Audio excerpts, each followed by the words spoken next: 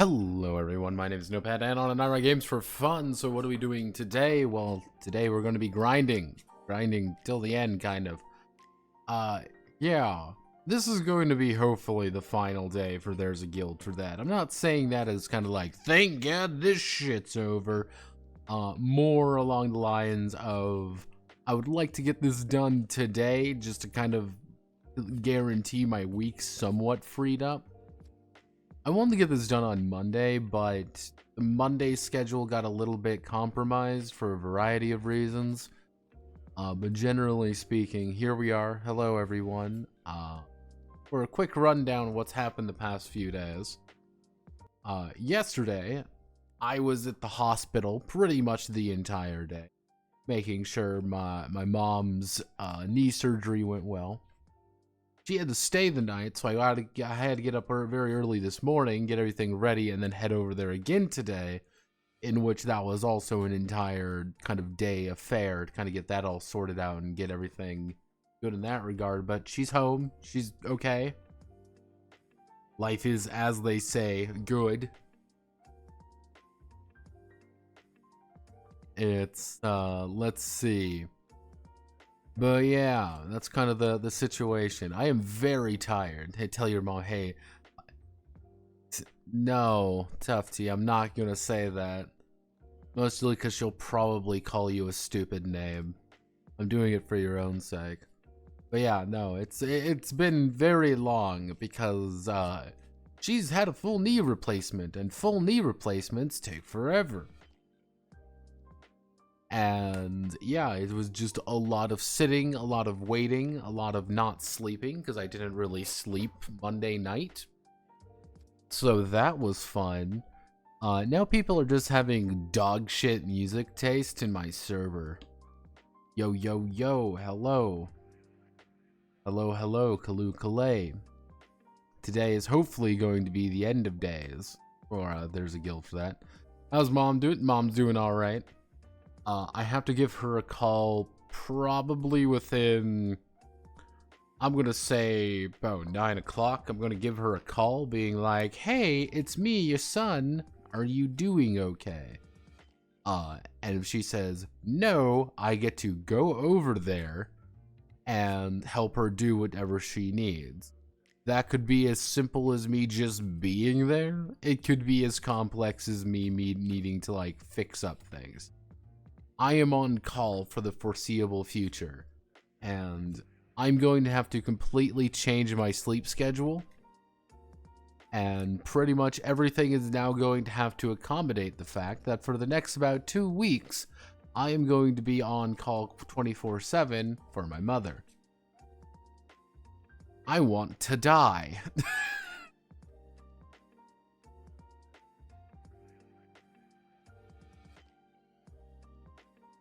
Hey, what would you parody in life and have it flop only to be a cult classic, and why would it be a flop and become a cult classic?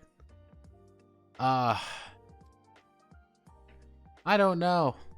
See, the thing is, the problem with like, oh, how do you make a cult classic? Is you don't know how you make a cult classic. Because cult classics don't... the thing with like a cult classic, it does not actually, you can't make a cult classic. That's always like the funny thing with it. You cannot make one. It's kind of like you can't make a meme. Like, it's impossible to be like, I've made a meme, everybody. Look at my funny meme. That's not how it works. That's not how it ever works. You can't go out of your way being like, this is going to be a cult classic. No, everyone's going to see it and be like, this is kind of shit. Because you get things like The Room. Like, The Room has absolutely no reason to be good. There's nothing good about The Room. But you want to know why it's a cult classic? You really want to know why? Because it's made with such genuine stupidity that you kind of have to keep loving it. Rocky Horror Picture Show. Rocky Horror kind of sucks. Like, let's call a spade here. Rocky Horror sucks, but it's very fun, it's very genuine, and it is like, oh hey, here's Tim Curry in drag effectively, and singing about sweet transvestite. Cool. Alright, this is fine. It's cheese. So it's like, you can't really just say, hey, here's my cult classic. That doesn't work. It's hard to create something like that. It's hard to say, hey, this is gonna be my beautiful thing. That's my opinion. But what would you parody? What would I parody? Like, I don't really know. See, that's the funny thing. I don't really know. If I were to be making like a movie though, like we're making a movie. We're doing something like that. most likely I would do a what would be a good thing to parody in that regard? Or at least make fun of, and just being like, here's just something silly. If I had it my way, I would probably do something akin to a parody of like all the superhero bullshit. That's just me. And I do mean like a legit full-on parody of just the entire Marvel bullshit. Infinite money, infinite things. It would be a superhero movie about making a superhero movie. And the jokes kind of emerge from the fact of how corporate, how green screened everything is. And the idea being, this is a joke about the fact that most of the superhero shit nowadays is fake as fuck and actually just not good. So The Boys, but not as a hit piece against superheroes in the genre. Well, you gotta remember what The Boys came from. Like, the actual Boys comic. Like, you gotta remember. Like, people forget the comic, actually. This is kind of like one of those funny things. They kind of forget the comic. And I say they kind of forget the comic just because it is not as, we will affectionately refer to it as popular as the show. Because the show actually does what the comic set out to do about 150% better than the comic ever did. Because the comic is just poorly written. Mostly because it's Garth Ennis. I believe it's Garth. Yeah, Garth. I believe there's one line from Alternate History Hub and his one channel Alt History. Not Alt History Hub. It's something else hub. I can't remember. I still like it. The thing is, he opens it up really well, being like, you may hate superhero comics, but you will never hate superhero comics as much as Garth Ennis. And he fucking despises Garth Ennis despises comic books. He hates every single thing related to like superheroes or anything like that. That's just like one thing you gotta know. And if you understand the idea that Garth hates superheroes, it's like, yeah, okay, The Boys makes a lot of sense. Garth Ennis also was just using it to vent about not murking Marvel and DC heroes. Yeah. Does that man do anything other than comics? Not really. What does Garth do? Garth, what are you doing, Garthy? Let's see. Let's do his Crisis comic magazine, comic book. He was in Judge Dredd. He was in 2000 AD for a long time. Technically, he did some DC stuff. Technically, he did a little bit of Hellblazer, a lot of Preacher. I remember that. He did a lot of, like, Preacher was another one of his big things. But, then he did things like, oh, it's The Punisher, and then Ghost Rider, and things like that. Like, he's done a lot of superhero stuff. That's always the funny thing. Like, oh, I don't like superheroes. Superheroes suck. I hate superheroes. But all you do is superhero stuff. It's like, oh, you Garth. You can't escape what you hate. Like the rest of us. All right.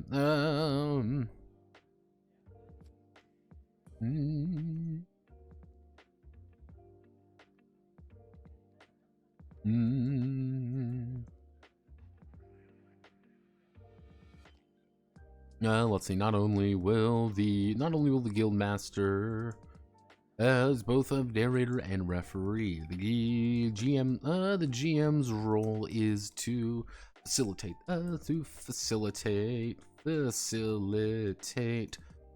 the game and help play and keep and keep the story, let's see, facilitate the game, keep the story moving toward its dramatic ending. There is a guild for that. Encourages aggressive, quote unquote, aggressive play, forcing the heroes and the GM into raising the stakes every session. Raising the stakes every session.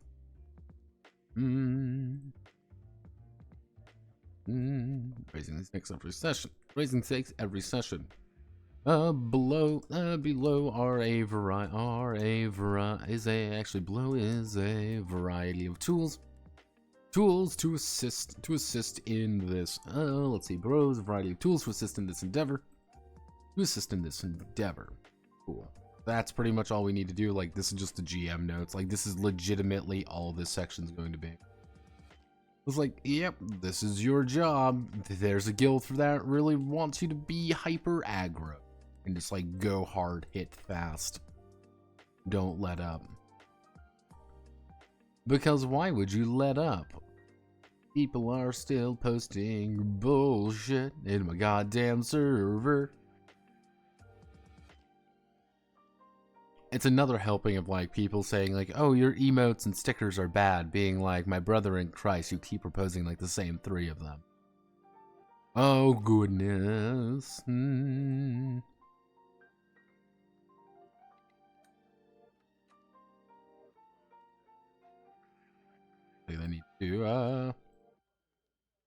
need to re-add a British man real fast. Post that right there. Total Pharaoh will be a disappointment, and I saw a little bit of that. Like, to give you an idea, I have been effectively in a hospital room for the past 2 days. So bear with me if I'm not exactly fully up to date. Yeah, I saw a little bit on Pharaoh. It looks interesting. I am curious how they handle it, if that makes sense. I am very curious in how they choose to handle everything there. Because the thing is, what it's reminding me more of, if you really look there, what it's really reminding me of is Troy. And Troy was...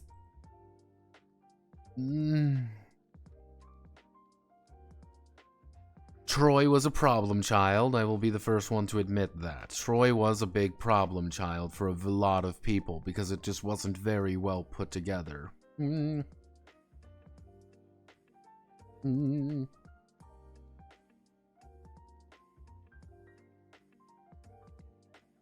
the issue with Troy really did boil down to, they were trying to be like, we're like Warhammer, but we're not Warhammer. So I'm hoping with Pharaoh, they decide that they go, like, they want to commit to their own thing, rather than being like, we're making Warhammer, but it's in ancient Egypt, yay! I have a strange feeling, though, it's going to be, it's Warhammer, but we're in ancient Egypt. Like...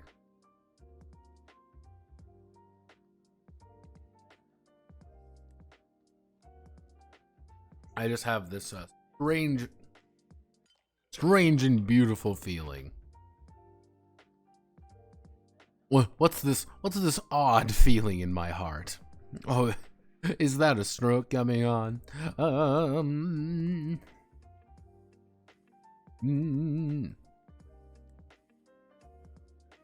Let's see. The heroes will need antagonists to oppose them.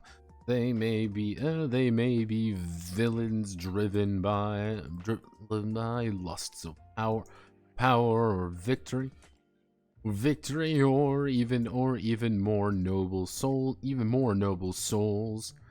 fighting the heroes for their fighting the heroes as their own, as a hero themselves.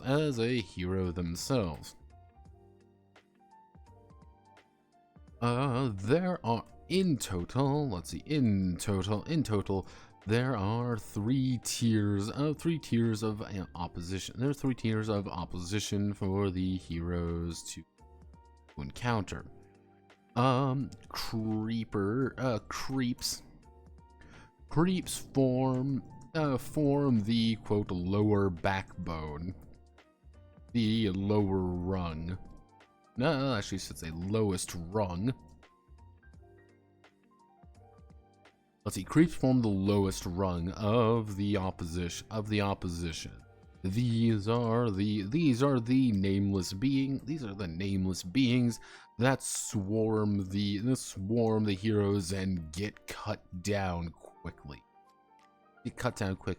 Similar to the hero's own minions. Creeps will be downed almost immediately. If they are. Let's see. Creeps will be downed almost immediately if they are actively threatened. However, oh god.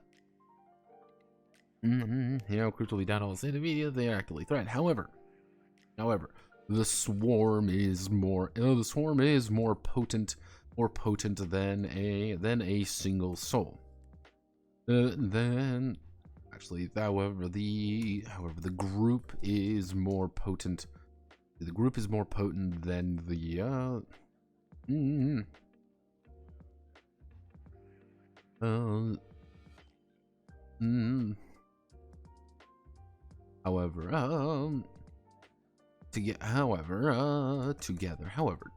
together a batch of creeps can hinder a hero or even overwhelm them if they are not prepared.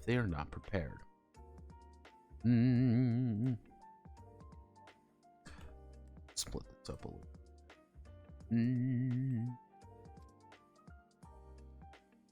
Keeps are the rung.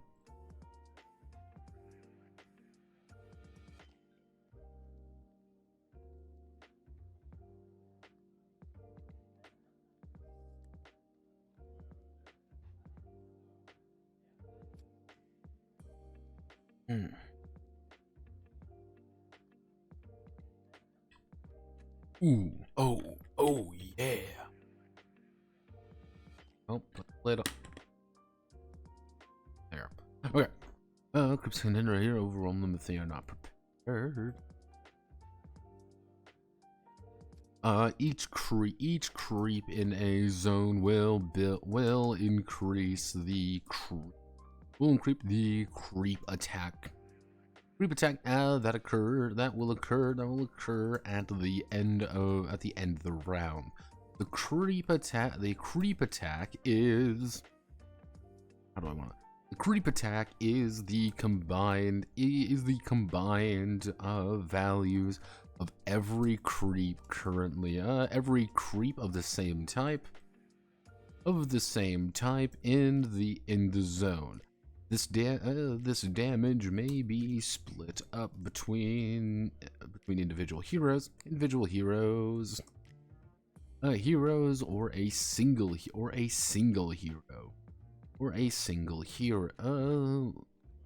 Actually, between each of the heroes in a zone, or a single hero.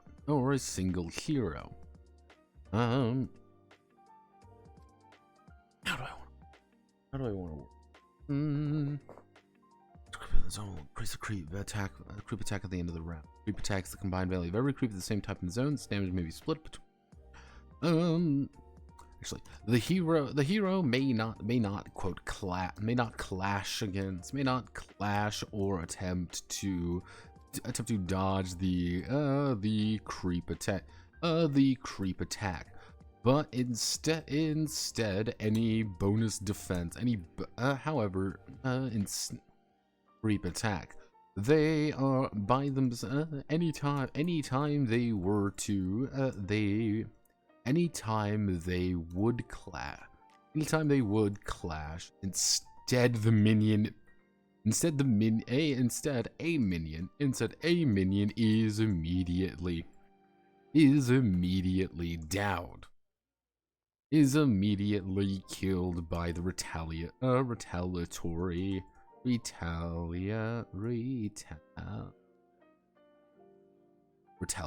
strike.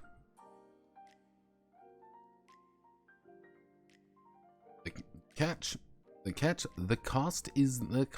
cost will remain the same. Heroes can easily dispatch any minion. The cost will remain the same. Creeps will die in a single hit from any damage source. But can only be targeted one at a time. Excluding area of effect abilities. Excluding area of effect ability.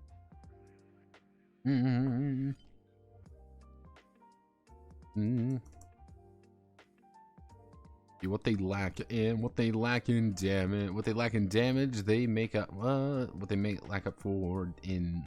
lack in damage and survivability. They make up for, let's see what they lack in damage and survivability. They make up for in numbers. Numbers and let's see. And draining attack.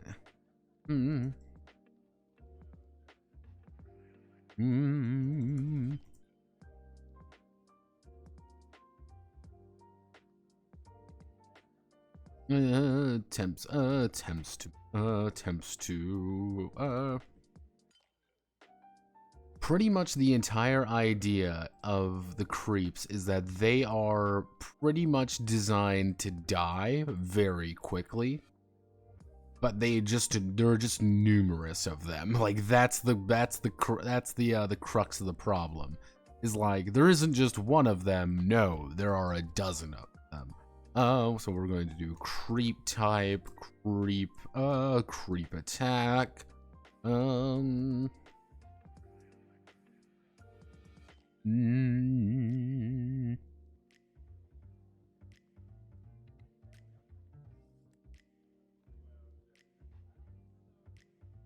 want to do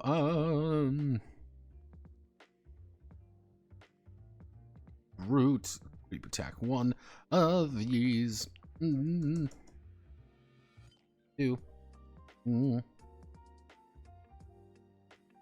with melee weapons. They rush the heroes hoping to delay them long enough to delay them. We want to do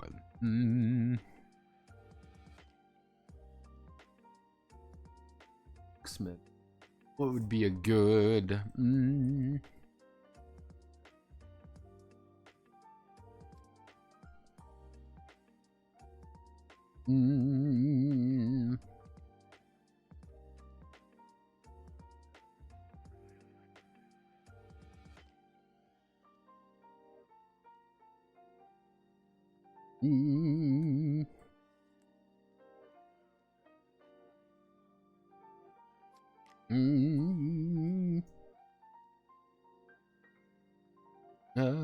armed with trusty weapon.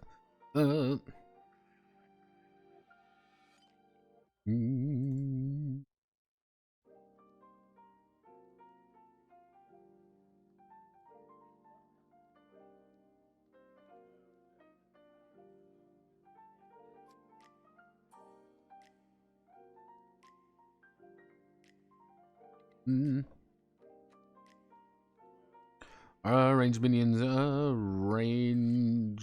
creepers armed with ranged weapon. They hold back. They hold back.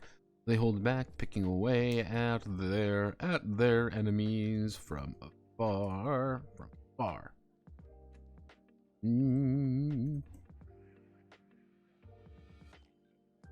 Which would lead to siege. Siege are going to do 4 damage. They're going to be focused. Focused.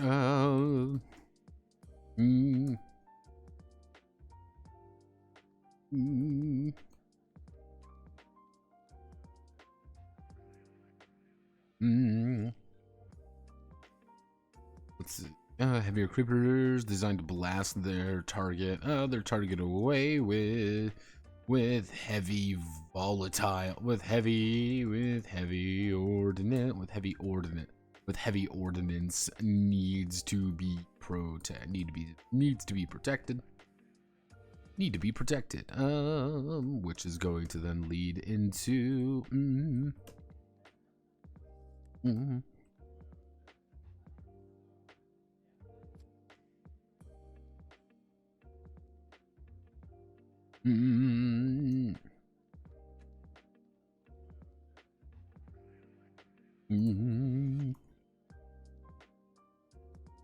let's see.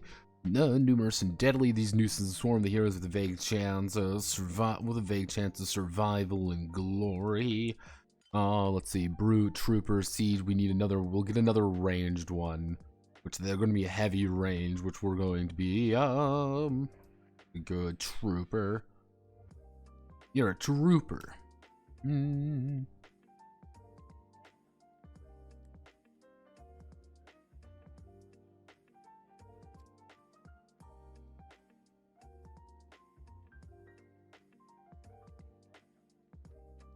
The hero may clap. Please clap. Dave the Barbarian, Yin Yang Yo, Adventures of Billy and Mandy, out of nowhere, peak 2000 sarcasm humor. Yeah, to a degree. They were pretty funny. All of them were. But I think you were allowed to be... Another one. You were allowed to do some things back then that you can't really do now. And that's for a variety of reasons, I think.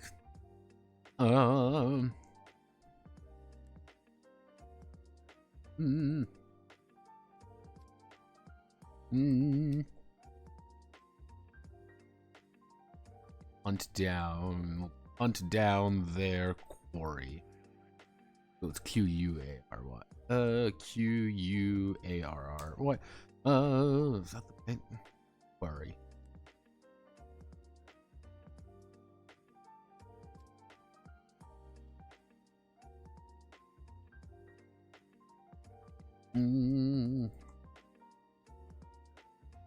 Yeah, okay. These creepers hunt down their quarry with I'm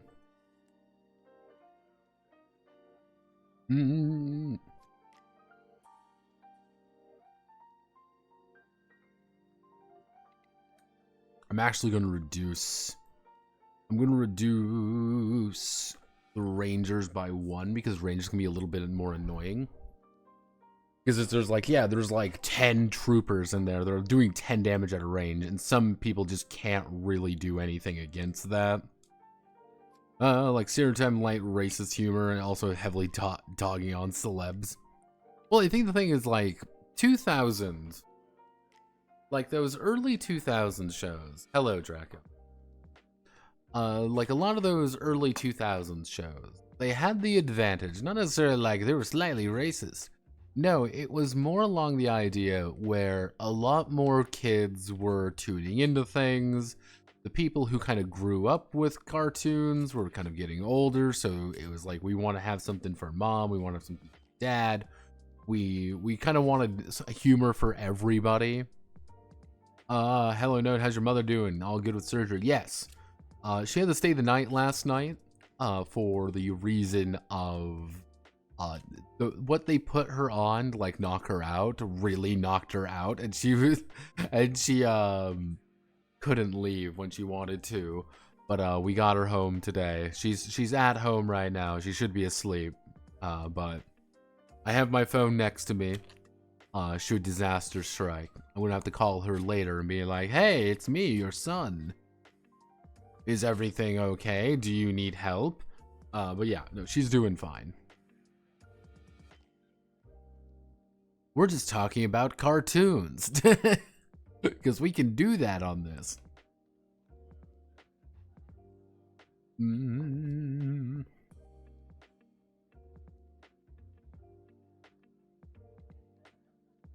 you live in the same city as her? I live across the street from my mother, Draco. Like, I literally live across the street from her. So the 2010s and beyond were slow death of all ages humor. Not really like that. The thing in 2010s and beyond, it wasn't like, oh boy, we're all ages humor or whatever. No. It's, at that point, ironically, the same thing kind of occurred, but people got weird. And it had to be, like, we were like, oh, well, you can't just have a fun cartoon for a while. That 2010s era, you couldn't just have a fun cartoon. Oh, no, no, no. You needed hello. Good evening, Bakaloo. It's me, the Notepad Anon. This is Bakaloo. This man's Irish. I know him. And you don't know my name, right, Bakaloo? Wink, wink. And it's kind of, oh wait, the big thing there. Top of the morning. Yeah, one of the don't you need a moral lesson at the end of every show? Like, what happened in like the 2010s is that you had things like Adventure Time, like the big thing that you gotta remember about that is like Adventure Time, and you can even say things like Flapjack.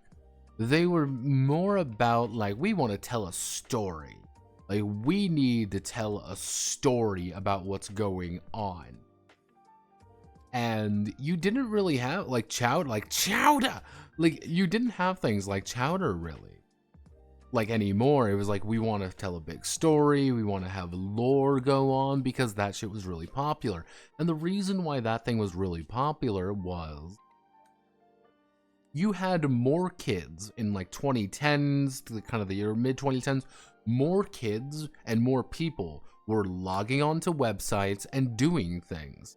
Because if you really think about it, if you think of the early 2000s, like really early 2000s, and you wanted to get online, what were you going to do?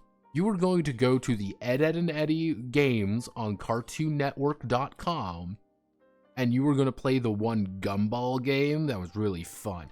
Or you're going to play the Billy and Mandy game on CartoonNetwork.com. But like by mid 2010, like, yeah, but like by the 2010s, even like mid 2010s especially, you had shit like Tumblr, you had shit like, you had the YouTube scenes and things like that. More people were moving online to do things, and that's a great thing, by the way. Like, you gotta remember, that thing, like, that's great for marketing. That is, amazing marketing. You're telling me that people will go online right now, people will go online and talk about our product for free. And they'll talk about it. You don't need to develop any more games for CartoonNetwork.com or whatever. You can, but you don't need to, because there's gonna be kids, there's gonna be adults, there's gonna be people talking about Adventure Time online. There's gonna be the Adventure Time lore videos. You're gonna find the people doing those things, and that became a lot more intoxicating to kind of like because in 2010s, if you really notice, a lot of franchises needed to, well, become franchises. You couldn't just have a show, you had to have the franchise. Thank you for following, Bakaloo. And you couldn't just have the singular little franchise, of course not. No, you needed the show, then you needed the books, then you needed the comic books, then you needed the spin-off stuff, then you needed a bunch of these different things all together.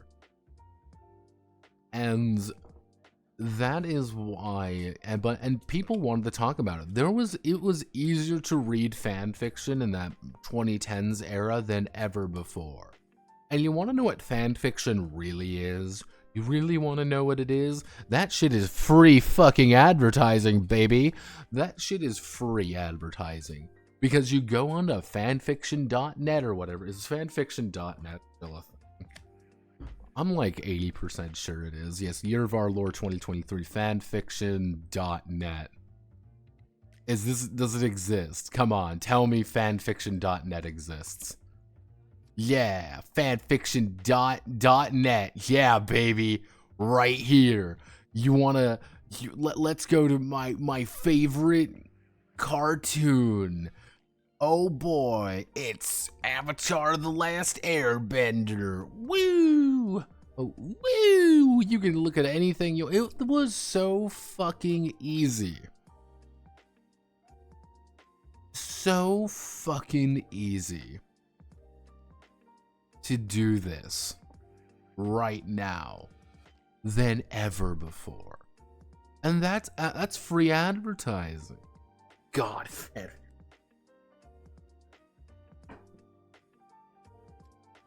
shippers being shippers, but you gotta remember that, Lubu, that is eyes on product. Because you read it, even if you don't know the show, you read something being like, oh, what show is this? And then you Google it, and then you want to watch it. Then you tune in at the right time, and then you look at a few ads. That's the big thing about it.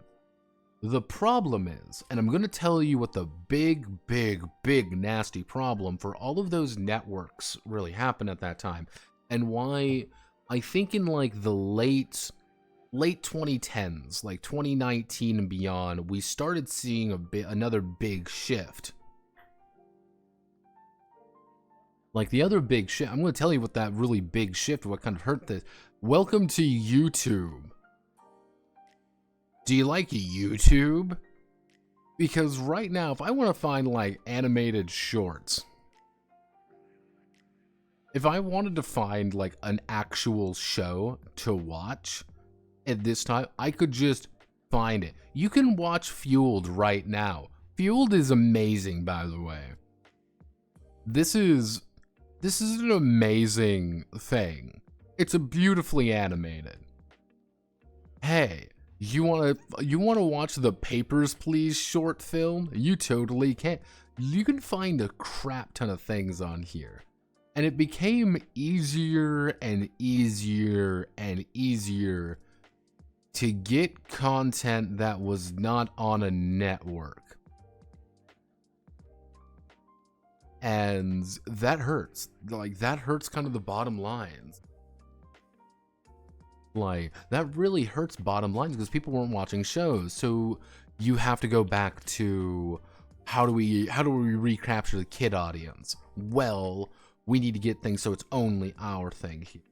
Or we need this, or we need to make it more fun. We need to do deeper lore, but we can't have too much lore because you can't come in. Why do you think things like Five Nights at Freddy's or what's not Garden of Banban 10 is? I'm fascinated by that game, by the way. I'm perpetually fascinated. But things like Five Nights at Freddy's, you want to know why children fucking loved that shit and why it was so successful? Because you had a bunch of YouTubers play it, and it was because a lot of YouTubers played it, a lot of people played it, and you had people quite literally buy the game to just learn more. They bought the game because they saw someone else play it, because they wanted to learn more about the lore. They wanted to write things about it. They wanted to do more things about it. And every single post you make about FNAF, even this, what I'm doing right now, saying, let's talk about FNAF.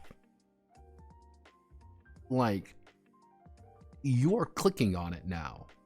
And you're clicking on it, and that's eyes, and more eyes, and more eyes, and somebody buys it once, and then they tell their friends about it, and they buy it once. And now, by October, in a few months, in a few 4 months at this point. Yes, almost 4 months away. 4 or 5 months away, we're going to see the Five Nights at Freddy's full motion picture, everybody. Yes, a motion picture with the guy who is in every movie, and I can never remember his name, and Matthew Lillard. I love Matthew. That is insanity. Because then, yeah, you get things like Game Theory, MatPat, a lot of these people. They were making bank off this shit. And kids love this shit. Kids adore it. Isn't that movie past the hype? Oh no, it hyped up, baby. Everyone's excited now because they want to see how bad it can get. Like, we've waited, people have waited this long for it. I've never really been into it. I've never been into the Five Nights thing. I just get fascinated by it. But people kind of bought into it. And I think that's like one of the big things about the modern, I would say, entertainment sphere. It is not, mind you, about the product itself. No, no, no, no, no. What it's about is how you can build hype around the product. How do you construct slowly and steadily not just a product, but a franchise of a product? How do you justify making more and more and more and more things? How do we get a cash shop in there? How do we get merchandise in there? What's the Tufty, if you're here, I know you would know. What's the one horror game with Huggy Wuggy? I think that's one of his names. Huggy Wuggy. It's fuck, I'm having a stroke. What's that one's name? A big blue thing. Poppy's Playhouse. That's it. Poppy's Playhouse. Yeah. That shit's about making money, baby. That's money, because you're gonna buy the toys. Because you want to know why you're gonna buy the toys? Because you log on, because you're a fucking 10-year-old, you're 7 years old. You've seen Markiplier play it. You like Markiplier. Markiplier's been doing this longer than you've been fucking alive. Markiplier says game fun. You might say game not very fun, doesn't matter. But you go to the store, you see the little doll. You want to buy the doll because you want to be part of the lore. Because you see things online about it. You want to draw fan art of it. And you continue the cycle. And that's all it is. It's product. Do you know how easy it is to get a credit card now? And how many parents just buy their children shit from like on things online? Being like, Mom, Mommy, Daddy, or more accurately, Mommy, Stepdaddy, I want this fucking, like, Poppy's Playtime doll or whatever. And they're gonna buy it. And you're gonna see it, and now the parents know about Poppy's Playtime. Now they've watched a video on Poppy's Playtime, and now they might have bought Poppy's Playtime. Maybe they bought the next chapter for their kid, because, hey, little Timmy, you want to play the game too? I'm cool like you. I'm your stepdad. Like, shit prints money. It's about franchises. You don't need to make a good product. You need to make a good franchise. And that's kind of what the Poppy's Playtime people did, actually. They're actually quite notorious for it. That they made a very, very well-to-do franchise. Because then you have things like...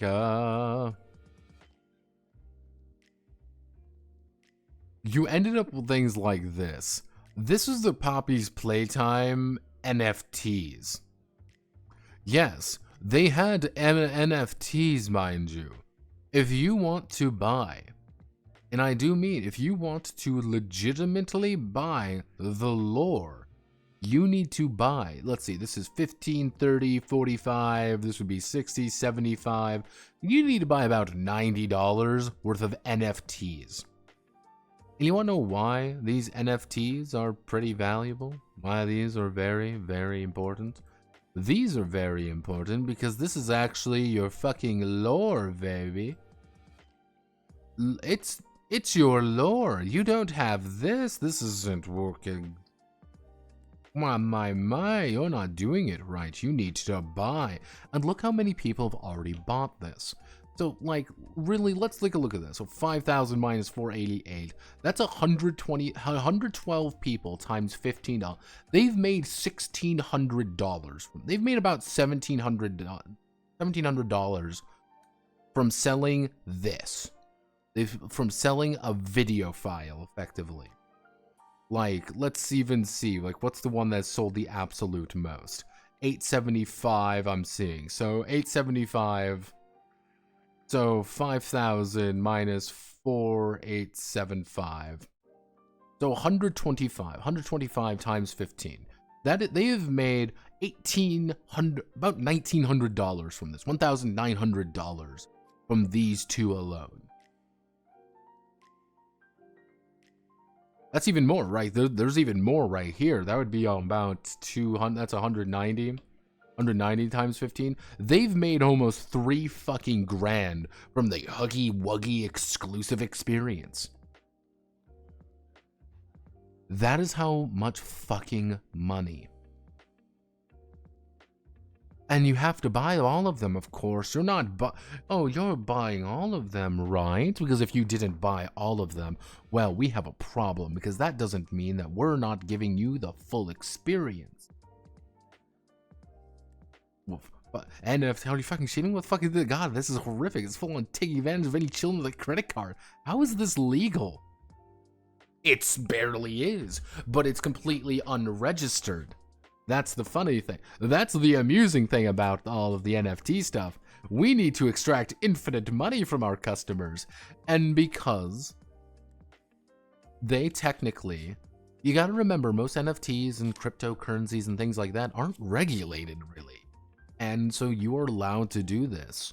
You don't know if little Timmy is buying his NFT or it's his dad buying the NFT for him to watch a video to put all the lore together. Because, hey, if you want to buy all of them, it's $90, and God, your son is going to love you more. If your stepson's going to like you a lot more if you buy him all those NFTs. And that's kind of the funny about the entire thing. That's what they want. They want franchises. And people are going to try to make money off this shit. No shit, they're going to try to do that. That is what they actively want to do. Because if they do that, it doesn't cost them any money to make the NFT. They make those NFTs. It's a fraction of a dollar. Like, they're spending a couple cents and they've gotten $15, $20 out of it.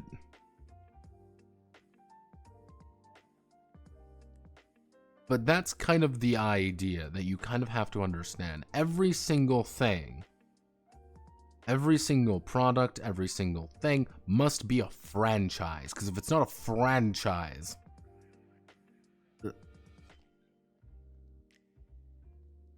and more franchises, franchise. And that's the unfortunate reality of the matter. Is that if we continue on the franchise, we will continue creating more things to franchise. And that's why you get things like Garten of Banban. Garten of Banban is probably one of the more notorious ones. The thing with Banban that's a little bit interesting is that this was almost entirely built and created for the exclusive rights of making the mascot horror game. They want you to buy the action figure collection. They want you to buy the custom Alibaba things. You are buying the mobile version of the game, and God, I hope you're definitely going for all of the things here with the Garten of Banban 3. Oh, my friend, oh my goodness, man. Are you making more Garten of Banban content? You are, of course you are. You must be making more Garten of Banban content because you don't know if this is going to be the next big thing. You don't know if this is going to be the next big franchise, especially if they start forcing these big franchises. Because the second you start forcing these big franchises, people start making a shit ton of money off of it, and you gotta keep buying it, of course. And, well, I won't I won't buy this Garden of Ban thing. Of course not. That would be ridiculous that if I bought this $5.99 Garden of Ban. So what if 1,000 other people bought it? Well, here's Garden of Ban 3, another $5. Congratulations. And guess what? Garden of Ban 4 is also going to be $5. And you're going to need to buy this one to make sure you get the whole thing. You're this far in. Why not just another $5? Come on. Another $5. And there's probably going to be a 5. And you know all that bullshit. That's what they want.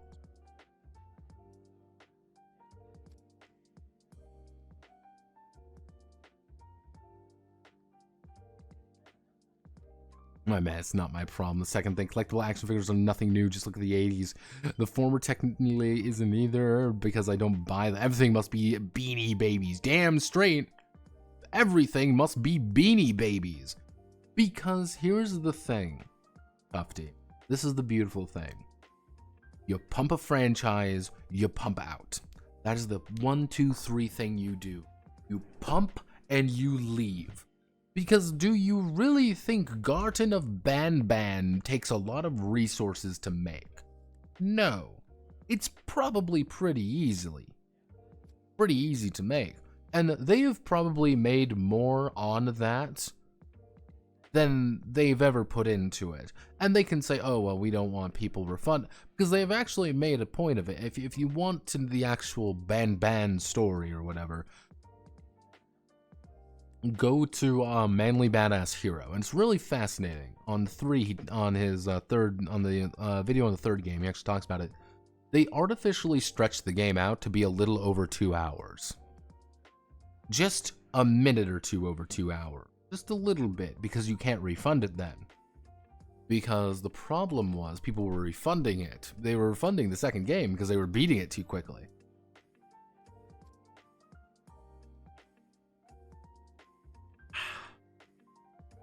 Money. That's great.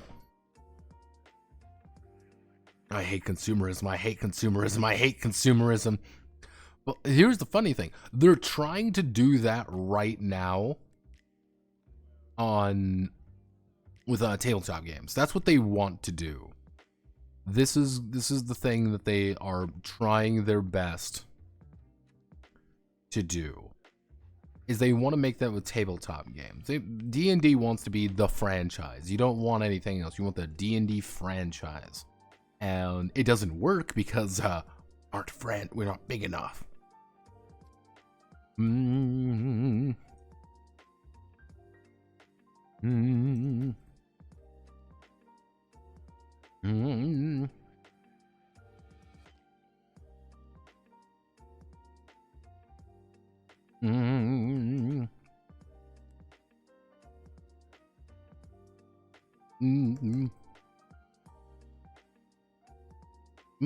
Let's see, powerful but manageable entities.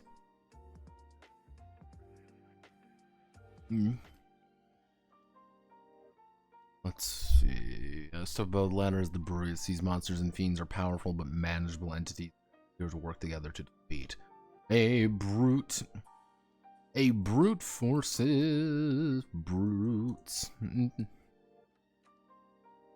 Brutes are built similarly to the, let's see, brutes are built similarly to the heroes, but instead of having a full collection, of abilities, trinkets and items, they let's see, abilities, trinkets, and stats. They instead have a more focused series of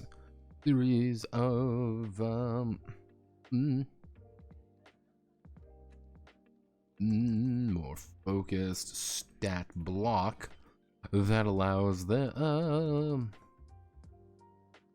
they instead have a more focused stat block judged by by their level. Roughly speaking,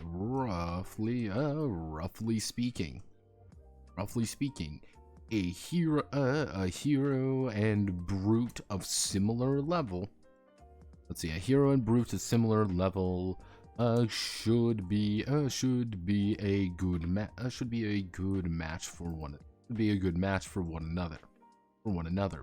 But brutes rarely play fair or alone. But kind of the idea that the brutes are like, yeah, we're like advanced enemies. These are your barons, for lack of a better word. These are your barons. Now, if I want to do this correctly,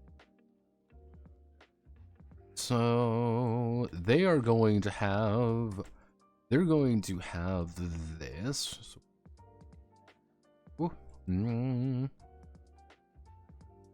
Select you. So, traits, they are going to play fairly or alone. They aren't going to, we don't need to worry about this. Going to cut you. So, attributes, you're going to have a total of, you're going to get 13 attribute points plus 2, 15. You're going to have 7, you're going to have 80. You're actually... So your attributes are going to be 4, 5. You want to do 3, 4, 5, 6, 7, 9. Correct.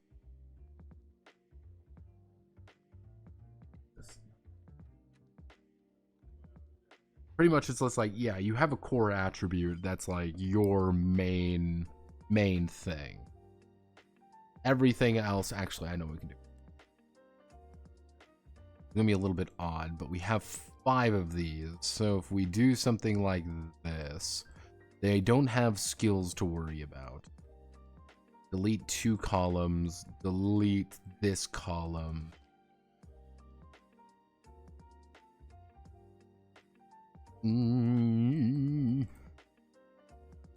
Core attribute. Secondary, let's see, core, secondary, tertiary,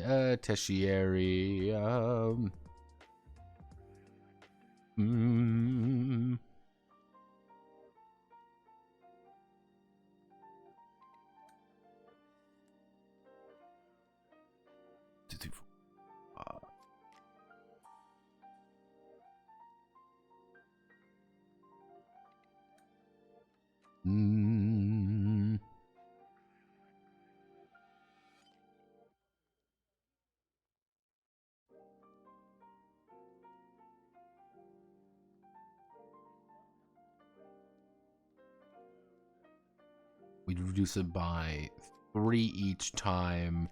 We reduce it by 3. Actually, no, we do 9, bring it down by 4, then we bring it down by 3.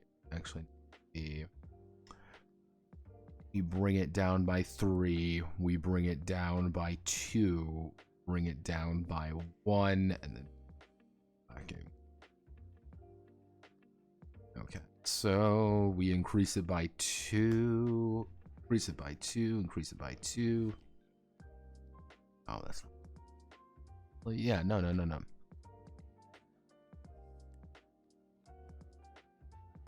No, that's not right.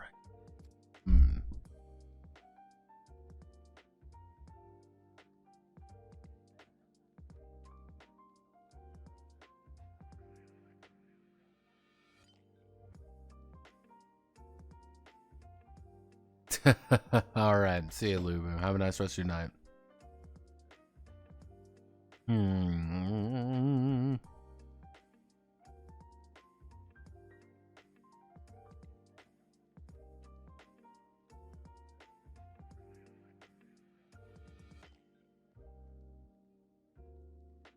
Think about here. What am I trying to do here? Because what I'm looking to do is like, hey, you have as a brute, you have kind of like a curated set of stats. Like, you don't really, I guess you only have 4. So, I mean, if you only have 4, we don't need you. Because you pretty much are going to have just like a very curated set of stats. I mean, if we want to do this, like, we can do something like this. We increase it by 1. I mean, if we increase it by 1 across the board. So this would be 3, 4, 5, 6, 7, 8, 9, 10. It's a fairly linear growth of power, but 7,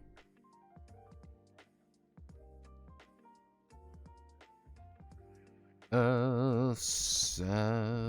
9, 10, 7, 8, 9, 10, 11, 12, 13, 16, and I'm okay with this, like, a relatively linear growth in power, if it makes sense, but I think...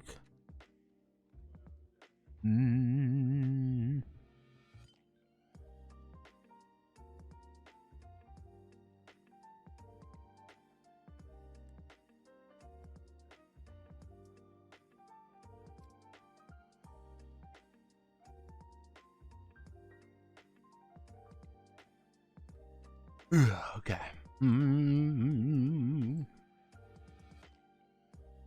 Each brute will assign a core, secondary, tertiary, and lacking attribute to their let's assign a core, secondary, tertiary, lacking attribute to their and lacking attribute. From there, they will calculate their stat. They'll calculate their stats quickly. They will calculate their stats quickly and create uncreate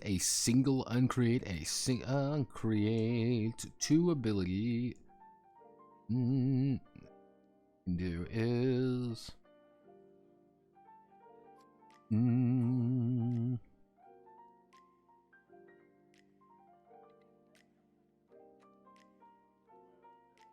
F.6. Can I get away with?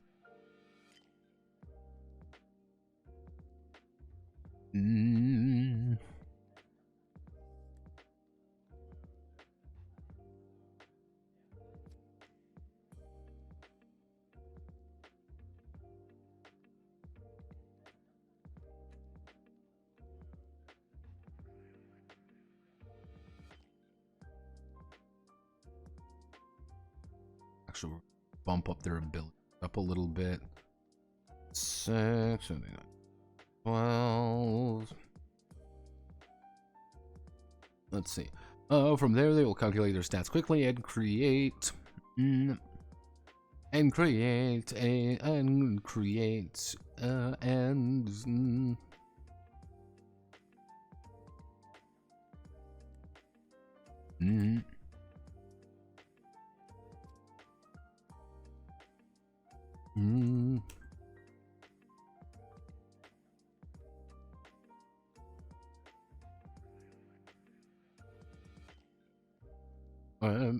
in short, brutes are minor. Brutes are minor characters.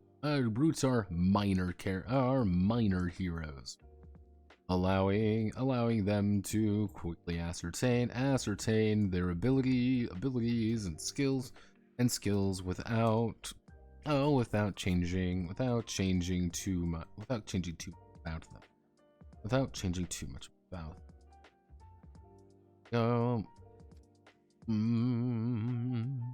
Oh, I fight my enemies because that's what I'm paid to do. Each brute is assigned.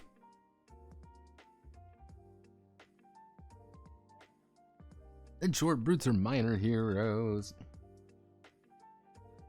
Yeah, so this is what a brute is. This is just like the number of points they get to play around with. That means You can have one combat ability with like 4 fucking tags associated with it. Why? Because you're cool and this is like, that's your thing. They can't use it very much. And they only have as many charges of it as they can, but...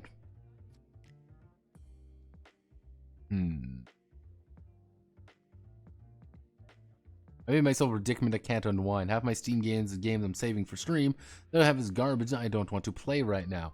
Always give yourself a no want stream game. Always have yourself a game that you just don't want to stream because it's just not very good. And it's just one that you can quickly like substitute wherever you want and just kind of play it. It's like, hey, I'm not doing this for fun. I am doing this for my own personal enjoyment. Because like I've noticed I've started doing that, being like, what games would be fun for streaming? And I'm like, oh no. Because now I look at every game as like, what can I stream? What can't I stream? And there's some games that I'm like, just clearly I just don't want to stream because I can't, or I just don't want to because they just aren't really good streaming games. For example, somebody, I believe it was Solid, proposing like, oh, you should play Planescape Torment. I'm like, absolutely not. We're not playing that here. Isn't because Planescape Torment isn't good. Oh no, I beat the game already. The thing is with it is that it is very, very, very talky. It's a game about talking. And that talky game is very slow. Things that are very slow usually aren't very good for streaming. Hey, Notepad, it sucks. No, random question. Have you made a city for a game as in describing it at all, like Night City for CP 2020? Not really. I have not really made like a full-on, like, here's just the city. Either I like to keep it pretty vague,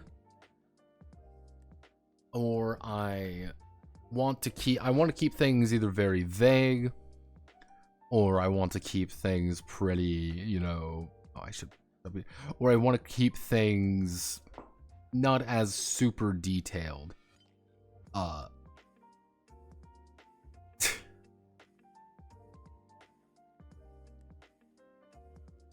Play old school, because that's what I'm using in my mind. See, I've debated on, you know, doing like some of those old games. I'm like, I need to make things that are fun for everybody, because not every game is Yick, the perfect game.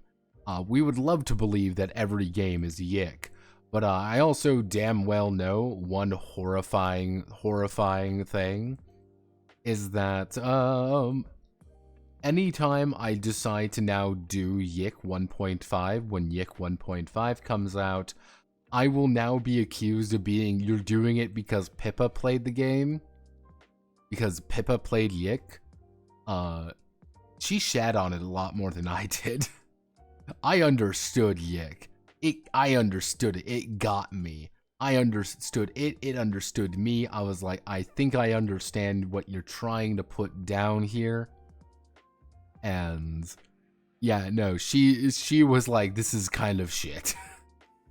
She was a lot more brutal than I was, but hey, that's how it is.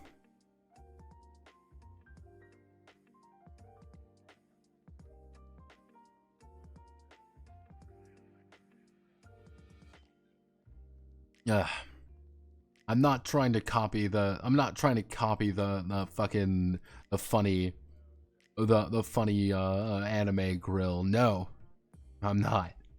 So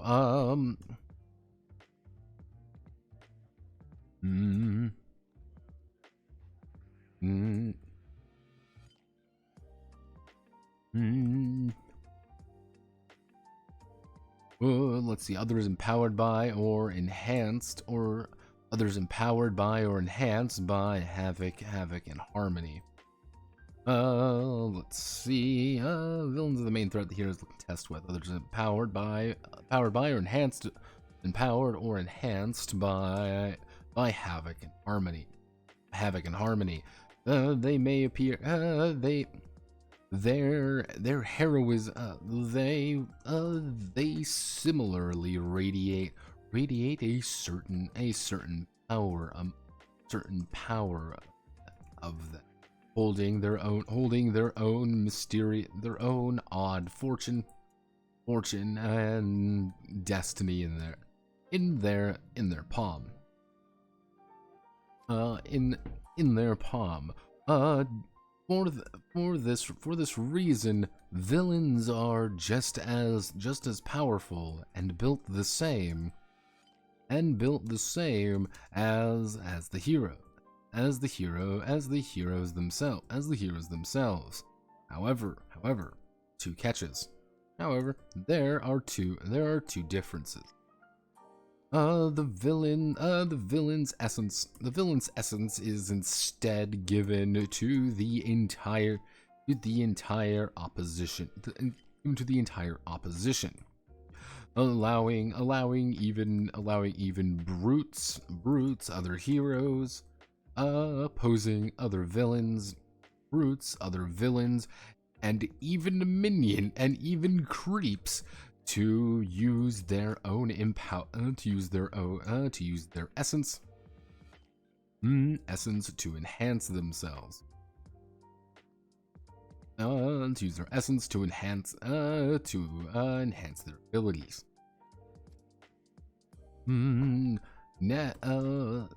They also have, how do I want for this?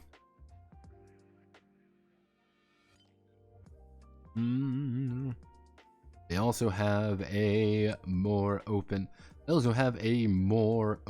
number of abilities they may take. They also have a more open number of abilities. They do not need to split between exploration or combat abilities. Instead, they receive a single ability. They receive either every level they're at. One final note. Villains are always equal to or greater than level than the heroes. Battle known, villains are always equal to or greater level than the heroes.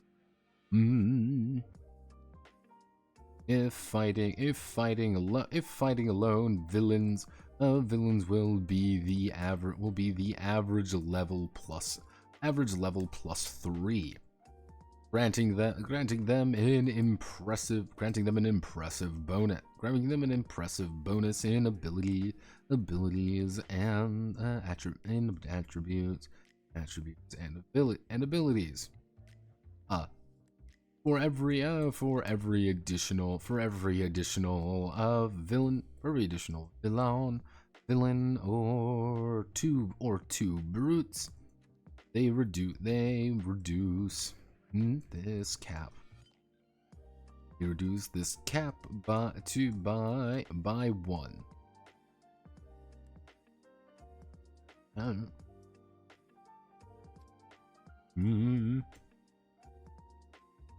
They will not fight fair. They will fight you. They will fight the heroes on their own terms. Whether on the field of honor, or with a knife in their back,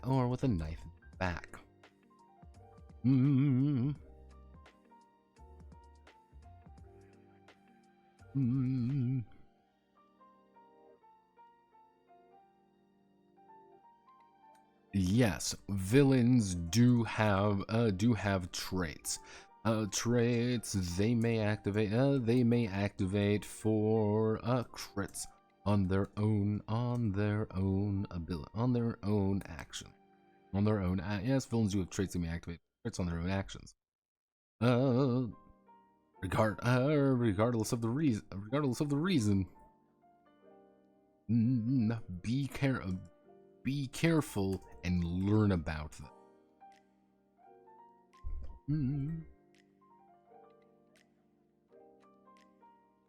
Sonic Heroes. Oh, yeah, a friend of mine once run Sonic Heroes, and I made Benny from Fallout New Vegas as a cat girl. That is the strangest collection of words that you just said there, Tufty. I think I've heard it in a while. Sonic Heroes. Sonic Underground. I don't know why it is there. That goes through my head constantly as well. Let's see. Okay, so that's pretty much how the opposition. Nothing too exciting there. So, if I want to... Okay, what else really needs to be done? This was really it. I'm not gonna lie when I said there wasn't a lot left to do. Because the GM section was going to always be, how do I create enemies? Let's see, what else do I need? I need to add in a bunch of artwork. Art assets, anyway. I do enjoy making art assets, because art assets are easy. While we're here, let's do Leonid. Leonid was our sample character. So, we're going to go down here. We're going to make Leonid, for example, Leonid, Forgotten Among Desolate Land. So, well, as that's what he is, a lonesome monk of the ancient flame of an ancient flaming god. So, we want to do Leonid, Leonid's exploration. We go up here, we select what we're going to do our skill. Exploration ability. Ability is going to be tied to his good skill for Leonid. Leonid's got pretty decent skills. Actually,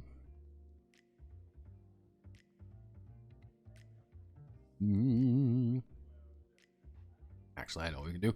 Is going to be tied to his Arcana.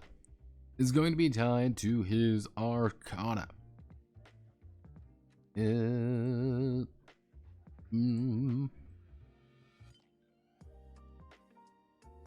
Leonid's exploration ability is going to be tied to his Arcana.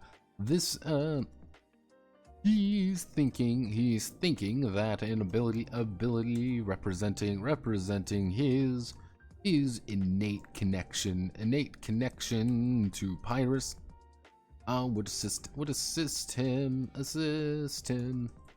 in understanding the mystic world. He chooses to pick up focused. Actually, he chooses to pick up forceful to represent his dedication to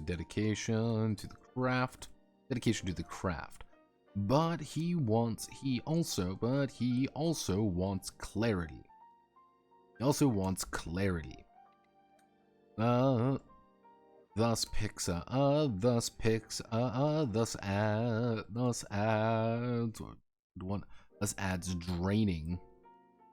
adds draining to the ability. Naming it Pyrus's Eye of Pyrus. It allows a flaming eye to appear before Leonid to help him spot arcane happenings,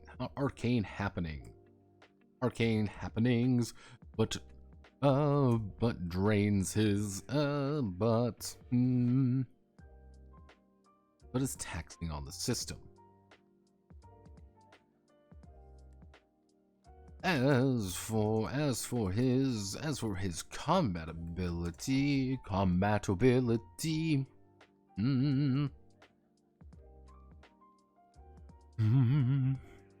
page.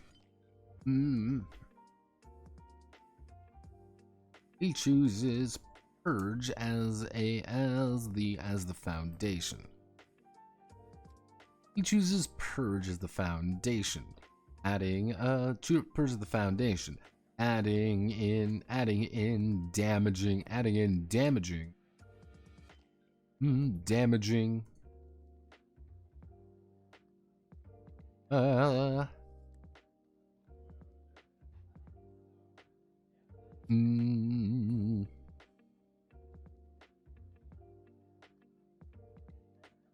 inflamed, add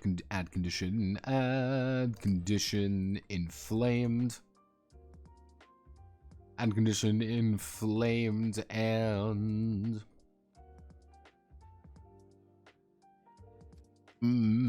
actually, add condition inflamed self, and critical and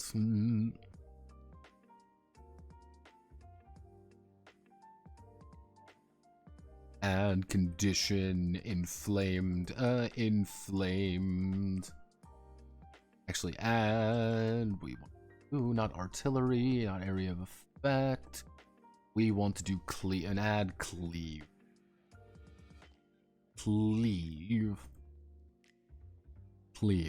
Not only will Leonid's dancing flames get rid of negative or positive. Get rid of positive status effects. Status effects on his enemies. He'll also deal a little damage and strike two. Targets. Shame he's lighting himself ablaze to do this. There we go. These are Leonid's two very simple moves. So he has the ability, Leonid here, because he's a very smart man, is pretty much draining himself down. He drains himself to, kind of understand the world around him. He also lights himself on fire to not only remove positive conditions from enemies who are maybe empowered, maybe given bonus abilities, but he is also being able to hit two people at once, which is very good. But he also lights himself on fire doing it, which is bad. It's like, oh no. And later on, he might want to take different things there. He might want to add a condition later on that grants him empowered or something like that. That really allows him to get some more efficient use out of this. So let's do, where else do we need various notes? So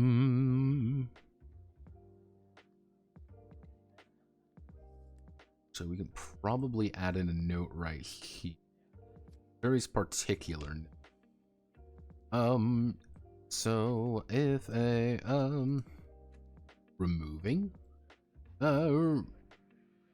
removal of deviance ? Deviances and other keywords cannot be traditionally removed.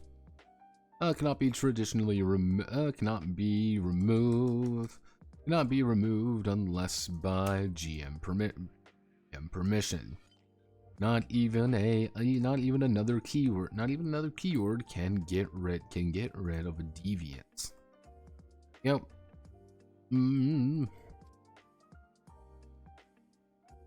Yeah, so kind of the idea here is, hey, you take this, you can't do anything, you can't get rid of it. So it's like, yeah, okay, you gotta kind of accept what you're doing. You can add an image right there. Do we need to add an image right here? We're going to add another Leonid there. I don't even want to add this. Yeah, I should add.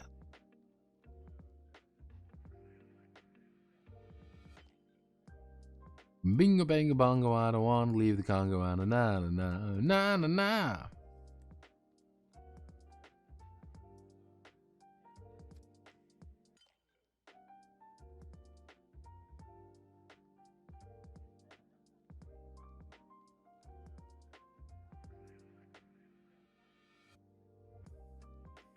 People are posting things.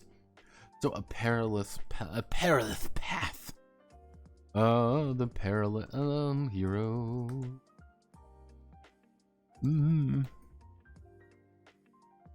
Harrowing adventures far too often. Oh, if a GM wishes to express the difficulties of traveling through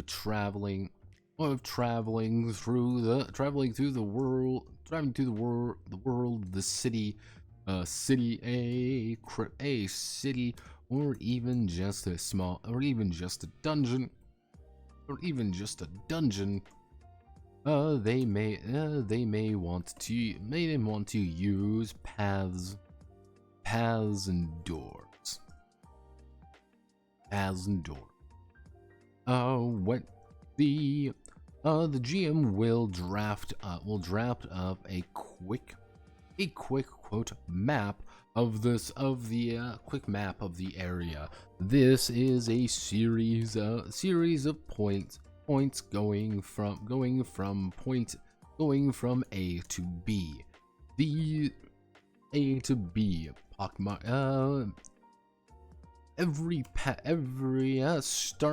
starting from the far side, the heroes will need to pick a path. We'll need to pick a path to the next node on the map. We'll need to pick a path to the next node on the map. As you can see below, each path has its own difficulties and troubles. One of the most common ways to demonstrate each when the if the heroes are successful, they will reach the node and may continue along the paths. If they fail, they will take a consequence. These may be delayed time, consumption of resources, or a penalty to their current health.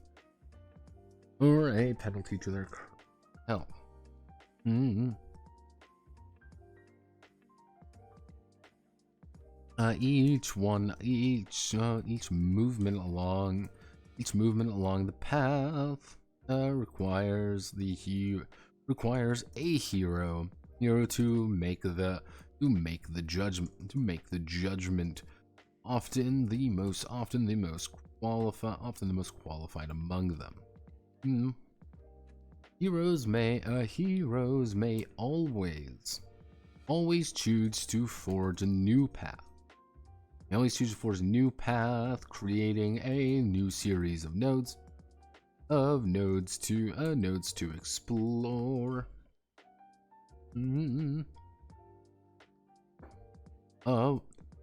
Tying this all together is the idea of doors. Along certain paths, the heroes will find.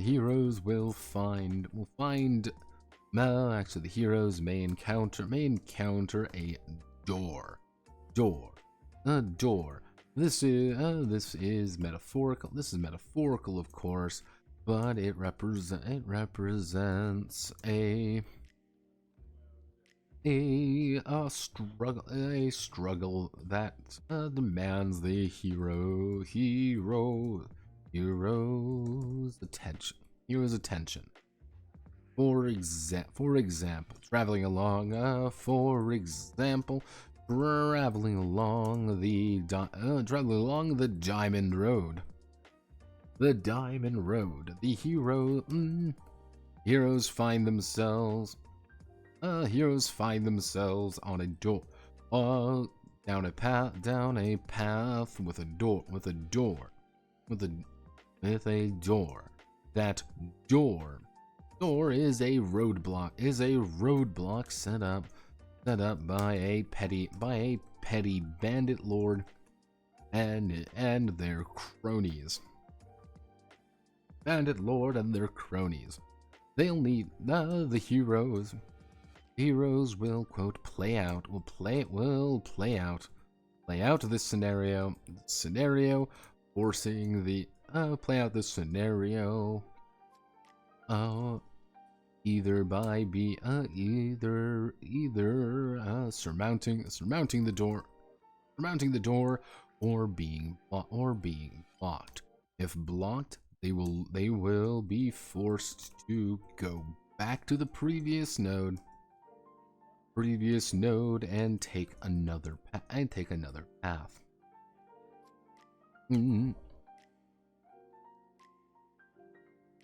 Kind of the idea is you're moving along pretty much a point map. It's not very complicated. It doesn't need to be very complicated. One of the big things, though, is that if you run into a door, you go into a scene, you play out the scene, and that could be something very easy for you to bypass. It might be something complicated, but it's very much a scene that's going to happen. If you fuck it up, and if you get pushed back or something goes wrong, you're going to go back to a previous node. And that previous node, it might only have a bad option. Might have to, go down a wrong area that you don't want to, but you can't really advance forward. That's kind of the back and forth there.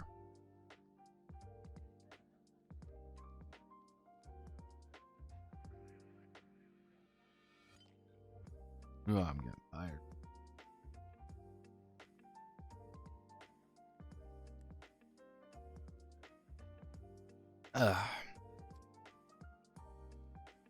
Sleepy. It's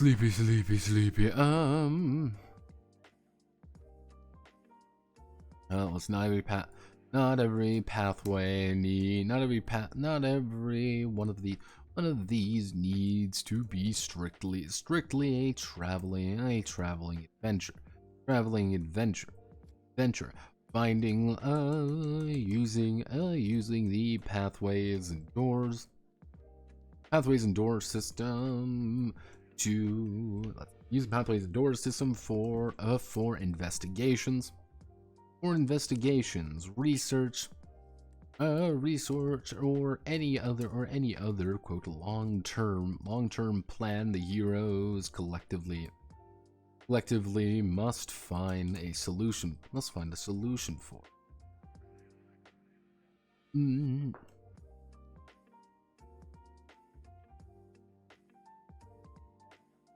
What I'm going to do is I'm going to add a little map right there, and that should tie everything together. Let's do this because I keep do that.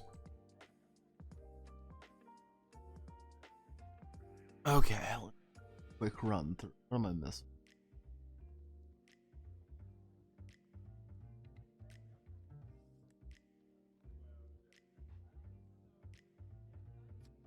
Outside of some very basic, like, meme stuff that I don't quite know if I want to put in there quite yet, I do believe we're pretty much just done.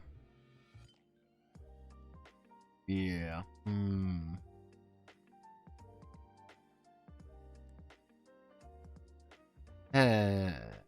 Maybe. Maybe.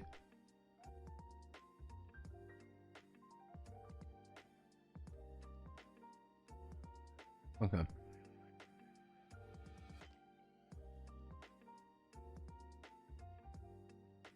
Okay. That's one of those things I'm probably going to stare at tonight and be like, But yeah, that should be pretty much it for There's a Guild for that. This was one of those games where the premise was a lot easier said than done. And I think like once we got a good beat on it, I think everything started working out pretty well. I think the thing that I'm like not like entirely 100% on yet, the thing that I'm like, I don't know if he says he likes it, he said he was fine with it, is kind of the lack of non-combat stuff going on. But I kind of ran into the issue where it's just like, I can't really add anything here because everything I add is just going to be me saying play the fucking game. So it's like, I wish I could maybe like add something there to kind of tie everything together, but I don't know what that thing's going to be to tie everything together. I think what I have right here is like the pathways and things like that. I think that works pretty well. I think that's going to be fine for what it is, but it's like, yeah, pretty much half the game is creating abilities, for lack of a better word. And that's maybe doesn't sit entirely super well with me. It's a little bit lighter than I think I would have normally want for something like this. But I'll show it to the commissioner. If he likes it, awesome. I don't have to worry about it. If he enjoys it, cool. We're making progress. If he wants to make any major changes, cool. We can also do that. I like that too. Major changes make my life much, much, much easier. And I like things that are much, much, much easier. So, looking at this, yeah, I think we're done with There's a Guild for that. I think we did pretty alright. A little bit, there wasn't too much to do, but I think that's somewhat appropriate. So, thank you all for watching. My name is Notepad Anon. Nothing really too much else to talk about. Let's see, is there anything fun and exciting this week? Tomorrow I will attempt to work on the video for the brains video. I am not 100% sure because I'm kind of dying internally this week. Just calling a spade here a little bit here, guys. Not if I don't get it done this week, next week for sure we'll do one. I know what video I want to do. I want to do kind of it's not quite a classroom, but it's not quite not a classroom. So kind of talking about it, I think would be a little bit interesting, about the 4 brains of approaching tabletop role-playing games. As for that, I wish I could have done more this week, but I really didn't know what was going to go on with the knee surgery, so that's kind of tired me out a little bit. So I'm going to call it there. Thank you all. Hope you have a wonderful rest of your night. Godspeed, good luck. And if you have any questions, you know where to find me. Goodbye.